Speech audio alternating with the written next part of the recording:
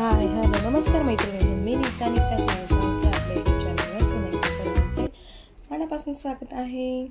कशा आहात सर्वजणी? मजेत ना? आपण टेलर मैत्रिणी, म्हणजे तुम्हीही माझ्यासारख्या टेलर मैत्रिणी असाल किंवा बनण्याचा विचार करत असाल तर हा व्हिडिओ त्यांच्यासाठीच आहे. आपण घरून काम करणार आहे ना, कसं असतं माहिती आहे आपलं, आपण जर ब्लाऊज शिवत असलो ना तर आपले जे घरातले असतात ना त्यांनाही असं वाटतं की छान आहे यायचं, मस्तपैकी घरात बसूनच काम करते, घरात बसूनच दिवसाला 500 ते 600 रुपये कमवून घेते किंवा त्यापेक्षा जास्तही. आणि जे बाहेरून ब्लाऊज वगैरे देणारे असतात ना त्यांचं काय म्हणणं असतं की काय हो, तुम्ही एकच धागा वापरता, एकाच धाग्याने मग एक ब्लाऊज शिवून होता आणि कसे एवढे पैसे घेता. पण त्यामागे त्यांचं स्ट्रगल त्या कोणाला दिसत नाही. जे घरचे असतात त्यांनाही दिसत नाही आणि जे बाहेरून ब्लाऊज द्यायला येतात त्यांनाही दिसत नाही की आपण काय काय कॉम्प्रोमाइज केलेलं असतं त्यामागे ते, आणि किती धावपळ केलेली असते, किती स्वतःची दगदग करून घेतलेली असते हे कोणालाही कळत नाही. तर कसं आहे ना, ज्या जॉबला बाहेर जाणाऱ्या आपल्या मैत्रिणी असतात ना त्यांचं कसं एकदाचं आवरलं ना घरातलं की त्या मग पुढे जॉबला गेल्यावर मग त्यांना फक्त तिकडचंच टेन्शन असतं, तिकडच्याच कामाकडे त्यांचं लक्ष असतं. परत त्या घरी येऊन काम करतातच, पण तेव्हा ज्या जॉबवर असतात ना तेव्हा त्यांचं लक्ष तिथेच असतं. पण आपलं कसं आहे ना, आपण दिवसभर घरातली कामंही करायची आणि आपल्याला आज किती काम करायचं आहे, किती शिवायचं आहे, किती द्यायचं आहे, किती जण येणार आहेत याच्याकडेही लक्ष असतं. आणि घरात मुलांच्या हातात जेवण देणं, पाणी देणं, नाश्ता देणं, त्यांना काय हवं आहे काय नाही ते बघणं, ही सर्व कामं तर असतातच.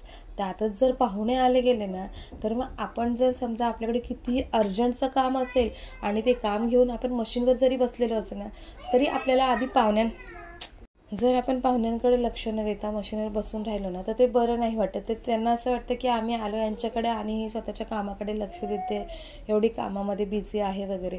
म्हणून हातातलं अर्जंटचं काम ठेवून देखील आपल्याला पाहुण्यांकडे लक्ष द्यावं लागतं.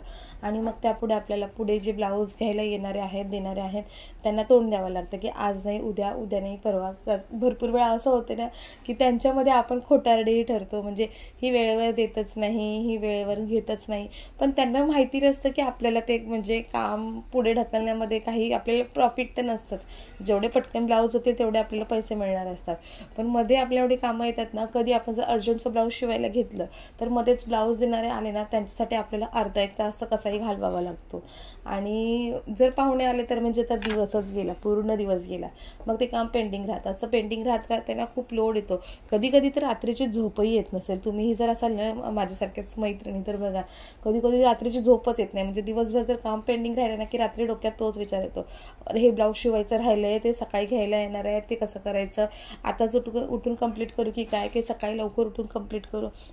याच्याने ना तर रात्री झोपच येत नाही आणि मग बाकीची सर्व कामं फक्त असं डोक्यात गोंधळ करत राहतात. तर ही ना अशी भरपूर काही हे असतात ना टेलर मैत्रिणींच्या लाईफमध्ये. पण लोकांना असं वाटतं की हां हिची लाईफ मस्त आहे, ही घरी बसते, 1-2 ब्लाऊज शिवते आणि मस्तपैकी पैसे कमवते, हिला काही टेन्शन नाही. पण एखादं ब्लाऊज जर अर्जंट असेल आणि जर त्याचं अस्तर नसेल ना तर आपल्याला किती विचार करावा लागतो, मी आता बाजारात जाऊ का की कोणाकडून मागवून घेऊ, मी आता अस्तर कसं मला अवेलेबल होईल, कसं मी पटकन आणून ते पटकन स्टिच करू शकते. कधी अर्जंटमध्ये आला आणि आपले जर जे डेलीचे कस्टमर असतील ना तर आपल्याला त्यांना नाही म्हणता येत नाही की नाही मी नाही शिवून देत, कारण की ते नेहमी आपल्याकडेच देतात आणि मग आपण त्यांना नाही कसं म्हणायचं. म्हणून आपल्याला ते ब्लाऊज जर घेतलं ना तर त्याच्यामागे आपले किती पैसे जातात. आपल्याला रिक्षाने जावं लागतं, त्याचा खर्च, परत ते अस्तर आणायचं ते वेगळा खर्च.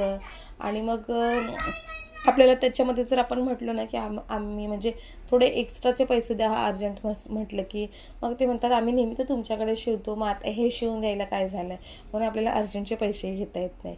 तर एवढं आपलं हे असतं, पण ते कोणाला दिसत नाही. त्यांना फक्त एवढं वाटतं की हां तुम्ही उशीर करता, तुम्ही लवकर देत नाही, परत तुम्ही जास्त पैसे घेता, ह्या सर्व गोष्टी असतात. तर तसं छानही आहे आपल्या टेलरची लाईफ, म्हणजे कधी आपल्याला जेव्हा हवी तेव्हा सुट्टी घेता येते, जेव्हा हवं तेव्हा काम जास्तीचं करता येतं. म्हणजे एखाद दिवसा आपण कसं 2 दिवसात एक ब्लाऊज जरी काढत असलो आणि कधी कधी असं असतं ना की दिवसातून आपण 5-6 ब्लाऊजही शिवत असतो. तर कधी म्हणजे म्हटलं तर चांगलंही आहे आणि म्हटलंही खूप असं दगदग होणारंही आहे. पण छान आहे, माझ्यामध्ये तरी छान आहे. तुम्ही जर विचार करत असाल ना की आम्हालाही घरी बसून टेलरिंगचं काम करायचं आहे आणि शिकायचं आहे, तर छान आहे. बघा तुम्ही जर शिकून जर आधी सुरुवातीला स्वतःचंही ब्लाऊज शिवत असाल ना, तरी तुमच्यासाठी खूप बेटर आहे. कारण की 500 ते 600 रुपये आता एका साडीवर आपल्याला, साडी जरी 500ला मिळत असली ना, त्याच्यावरचं ब्लाऊज 500-600, आपल्याला जसं डिझायनर हवं असेल त्याच्यापुढे त्याची रेंज जाते. आणि जर आपल्याला ते बाहेर द्यावं लागत असेल प्रत्येक वेळेस, एखाद्या वेळेस ठीक आहे, लग्न आहे, कार्यक्रम आहे, काही आहे, तेव्हा आपण पैसे बाहेर देऊन ब्लाऊज शिवू शकतो. पण आपल्याला बघताक्षणी, आता महिलांचं असं झालं, बघताक्षणी साड्या आवडतात. मला ही साडी आवडली, ऑनलाईन बघितली ती साडी आवडली, बाजारात गेली ती साडी आवडली, मग अशा साड्या आवडल्या आणि त्या घेतल्या गेल्या. मग पण त्याच्यासाठी आपल्याला परत ते 500-600 रुपये पे करावेच लागतात टेलरकडे जाऊन. मग त्याच्यापेक्षा जर आपण, मी स्वतः टेलर आहे, माझ्याकडे बाहेरचे ब्लाऊज येतात, तरी पण मी सांगते, कारण की पुढच्यांचाही आपण विचार केला पाहिजे.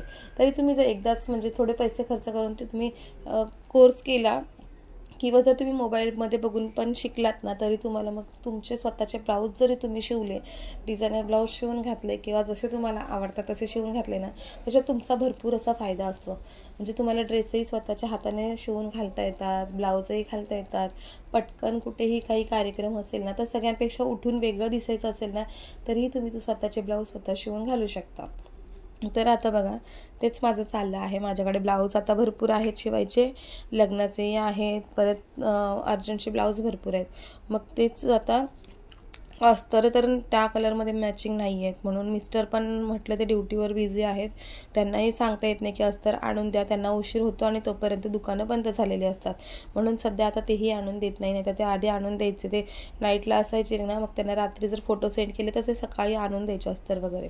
पण ते आता ड्युटीवर येताना रात्री उशीर होतो, तोपर्यंत शॉप सगळे बंद झालेले असतात, म्हणून मलाच जाऊन आणावं लागणार आहे. तर मी आज आता बघा, माझ्या मुलाची मदत घेऊन मी सगळ्या साड्यांचे ब्लाऊज पीस काढून घेतलेत.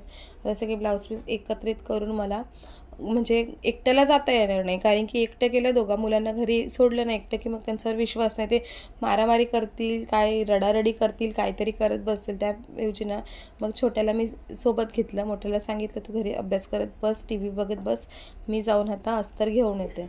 आणि मग मी सर्व साड्यांवरचे ब्लाऊज कटिंग केले आणि साड्या एका साईडला आता त्या फॉल बिडिंगला द्यायचे आहेत, म्हणून ते एका साईडला ठेवते.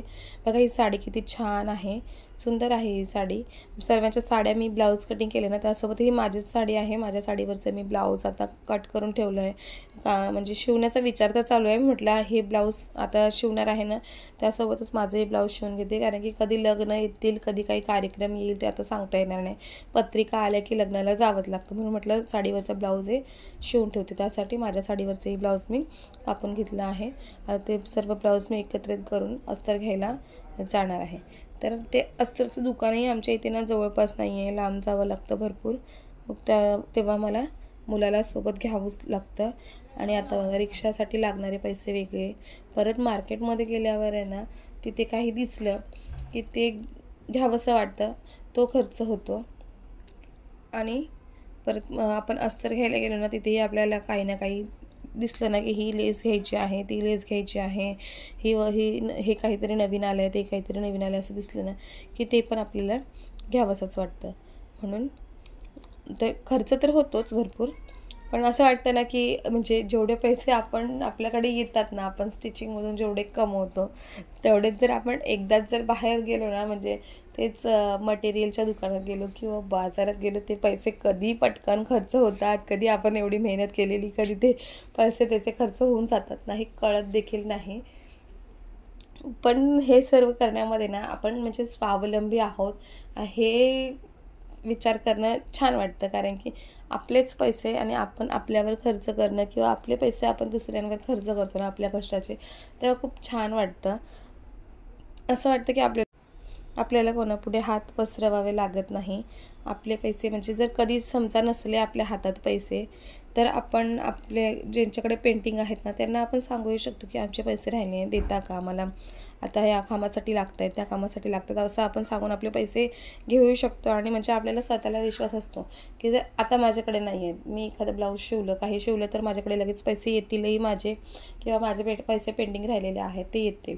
आणि मग मी त्याच्याने मला जे काही घ्यायचं आहे, काही करायचं आहे, काही सेविंग करायची आहे, ते करू शकते. तर तुम्हीही बघा, तुम्ही जर विचार करत असाल ना, शिवणकाम शिकण्याचं, तर शिका. मी तर सांगते शिकाच आणि स्वावलंबी व्हा. स्वतःचा खर्च स्वतः काढता येईल, स्वतःची म्हणजे हौस मौस पूर्ण करता येईल. एवढे तरी पैसे तुम्ही स्वतःचे स्वतः कमवले पाहिजेत. आणि आपल्या पैशाने दुसऱ्या कोणाच बघा, माझी मुलं मला एवढी म्हणजे मदत करतात ना. मी बाहेर जायला निघाले ना, त्याने लगेच मला पाणी आणून दिलं. बोलला मम्मा आधी पाणी पी आणि मग पाणी पिऊन जा. बघा तो कसा डान्स करतं. पाणी पिऊन जा म्हणून त्याने मला सांगितलं आणि खूप म्हणजे मला मदत करतं सर्व कामांमध्ये. मला असं वाटत नाही की मला मुलगी असायलाच हवी होती म्हणून. तर तो मला सर्व कामांमध्ये न मागता त्याने मला पाणी दिलं की बघा. ओरडले मी त्याला, काय करतोस कॅमेरासमोर म्हणून. तर गेला लगेच. तर त्याने मला न मागता पाणी आणून दिले की मम्मा तू बाहेर जातेस पाणी पिऊन जा. मग मी छोटूला विरूलाही पाणी दिलं आणि आम्ही दोघंजण आता अस्तर घ्यायला निघालो. आमचा बडबडा खूप बडबड असते आमच्या विरूची. माझ्यासारखाच तोही बडबडा आहे. त्याला घेऊन मी आता निघाले अस्तर आणायला. आणि ही सर्व घरातली दुपारची कामं आवरून मग मी आता निघाले. आता अस्तर आणायला निघाले. तिकडून येताना मला म्हणजे 1-2 तास तरी लागेलच. आणि मग तिकडून आल्यानंतर परत संध्याकाळची घरातली कामं आवरायची. जर जमलं, मी आधी खूप नाईट करायची, पण मला नंतर पित्ताचा एवढा त्रास झाला ना की आता मला नकोसं वाटतं मी रात्रभर जागायचं. म्हणून मी जेव्हा दुपारचा वेळ मिळेल ना तेव्हाच आवरते. तर आता मी अस्तर घेऊन रिटर्न येईल. त्यानंतर मग मी ब्लाऊज कटिंग करून स्टिच करणार आणि दुपारच्या वेळेसच मग शिवायला घेणार. कारण की रात्रीचं जागरण हे आता मला खूप हानिकारक ठरलं आहे. म्हणून शॉपमध्ये गेली होती तेव्हा बघा लेस किती छान छान होते. हे सर्व घेण्यामध्ये जेवढे पैसे मिळवलेले असतात ना तेवढे कधी जातात ना ते कळतच नाही. म्हणजे ही लेस घ्या, ती लेस घ्या, हे छान दिसलं, ते छान दिसलं. ही लेस घेतली मी भरपूर, असं डोळ्यांचं असं हे केलं, सगळ्याकडे डोळे फिरवले कोणती छान दिसते कोणती नाही. आणि मग नंतर त्याच्यानंतर मी या लेस सिलेक्ट केल्या आणि अस्तर वगैरे घेऊन मग मी निघाला. तर व्हिडिओ आवडल्यास लाईक करा, चॅनलला सबस्क्राईब करा. Bye bye.